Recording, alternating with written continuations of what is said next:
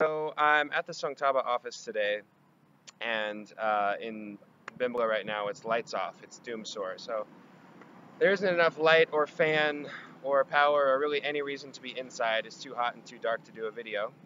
So Suale and I have come outside to record this video.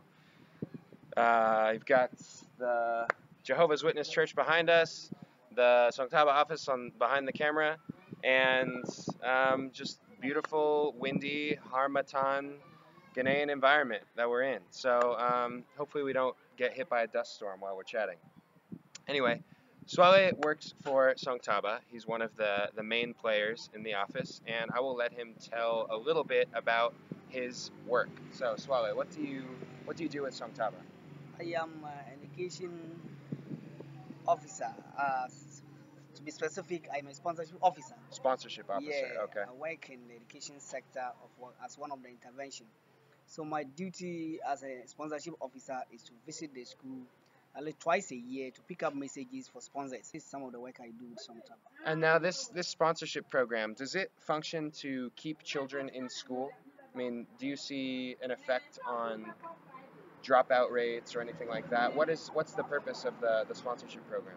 Yeah, it actually keeps the students in school because the sponsorship program is in such a way that that is what Action Aid used to mobilize funds to actually do other projects. Mm. And when you look at the structures in the sponsorship community, that is what Action Aid is using to train those structures, such as the combat, the cards, Mm. PTA, SMC, girls club, and mostly what actually sustains the girls in school is the girls club.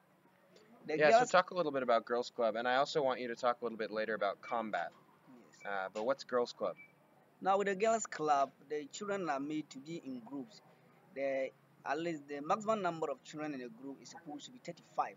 So when the girls are more than 35, at least they can form more than two groups. Mm. And their responsibility is actually to initiate programs for themselves with the support of some taba.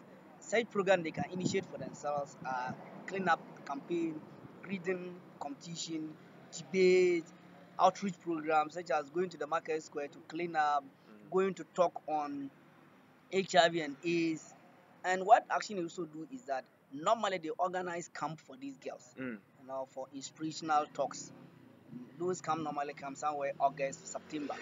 So every August to September, we normally have what we call regional and national girls camp. Mm. The regional camp they pick up to 35 girls for the camp, and the national one they pick up to 20 girls. Yeah. So they're supposed to go to the national level, most especially Accra. They visit most of the sensitive places such as the Flagstaff House, Kwame Nkrumah Memorial, University of Ghana, places they think they can actually send them to and to inspire them to also become good people in future. And they don't even leave boys behind. We have what we call boys camp, and that is normally organized at the national level. At the regional level, we don't have boys camp.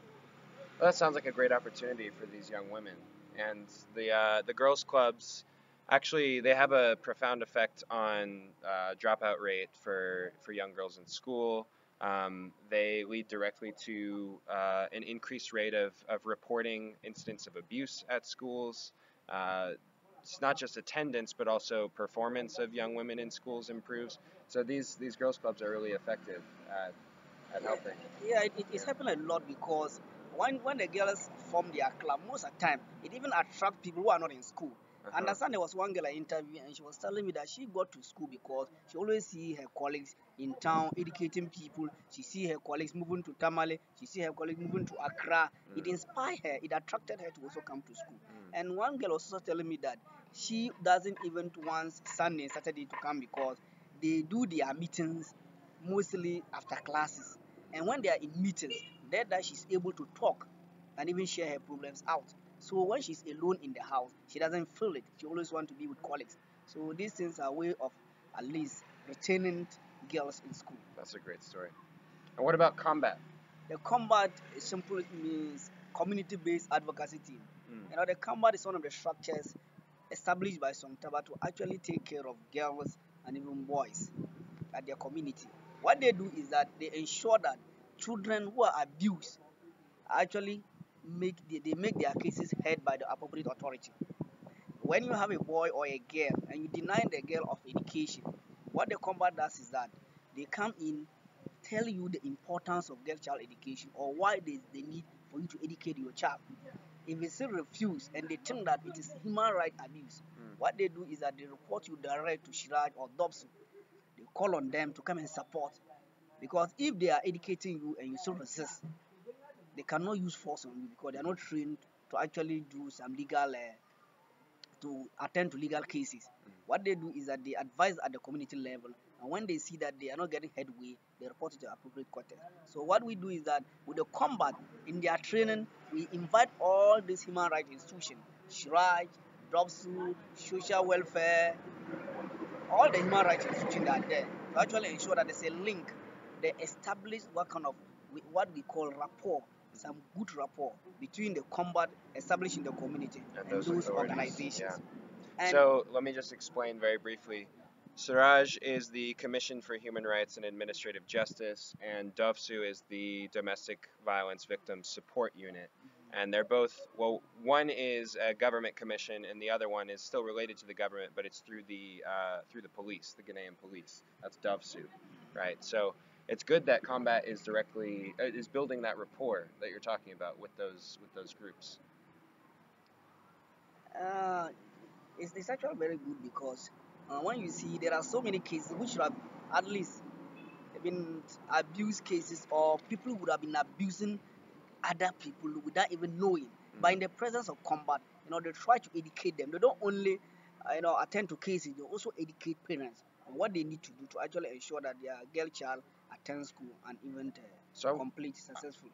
That's a good point, and I want to talk a little bit more about that point because you mentioned that some of these forms of abuse and gender-based violence, people aren't even aware that they're committing what might be considered abuse or gender-based violence. So can you talk a little bit about what gender-based violence and abuse might look like in Ghana? I mean, what is the situation in Ghana? Yeah. Specifically in the northern region. Yeah, some of the abuses we normally see and we don't realize that those are abuses, especially the girl child. Traditionally, a girl is supposed to perform most of the domestic tasks in the house. So what happens is that if the child is a student, when a day breaks like that, they always wake up the child early in the morning to go and fetch water. She comes from the riverside, boil the water. When the male counterpart has already even bathed and goes to even school. So the girl, before she even finished performing her domestic chores, the colleagues in school would have even been in class, and the first lesson would have even been over. The boys are already there. The boys are already there. So those are abuses, but they don't realize that those are abuses because they think traditionally that is the responsibility of the girl child. And another one has to do with taking care of the little children. The girl child is supposed to take care of the little child, the mother, even the breastfeed. So when the mother has something to do, it's just a matter of telling the girl child, don't go to school today. Take care of your junior sister or your junior brother. I am going to farm. And that's also considered the responsibility of only the girl denying children. The girl from going to school. The girl hasn't even refused to go to school. You are telling the girl not to go to school. Those things are some of the abuses we actually encounter and we don't even see it as abuses. And another one has to do with forced marriage. Traditionally, we believe that you can just pick up a child, give the child to any other person you think you actually have interest in the child, and the child might not even have interest in the person you might have interest in. Right. Because you gave birth to the child, you think your directive should be final. So I have a friend whose son is in Accra. I want you to marry him. The child wouldn't even have a word to offer because the moment the child refuses, it becomes an indiscipline. People will say the child is truant, the child is recalcitrant, the child is refusing to listen to the parents. People wouldn't look at the human rights sector. People will now be looking at the traditional way of grooming up a child. So those things are some of the rights we abuse, but we don't know because we are induced with traditions and all those kind of cultural beliefs. We don't realize that those are abuses. We infringe on girls and boys' rights, but we don't realize it. Well, we're going to have to cut that for today. We've already talked for a good 10 minutes. I appreciate you joining us. I was recently on a panel radio discussion with Suale, and Suale spoke very passionately and eloquently about the state of women's rights in Ghana, and also some ways forward, specifically with regard to the tension between these traditions and what might be considered modern concepts of human rights, and specifically women's rights. So it's wonderful to have a resource such as Suale as a colleague for the Humanist Service Corps, and obviously Songtaba is lucky to have him. And I look forward to talking with him more over future interviews. Keep in mind that we are currently accepting applications for the 2016-2017 Humanist Service Corps. The link is below for applying. And also, please consider signing up to give monthly to the Humanist Service Corps. A stable funding platform for our program will ensure us to move confidently into 2016, which will mean more volunteers, more clean water projects, more healthcare projects, more education projects, more livelihood projects, all of which will support our partner Songtaba and the women that Suale is talking about. Anyway, that's all for today. Thanks for watching. See you soon. Thank you.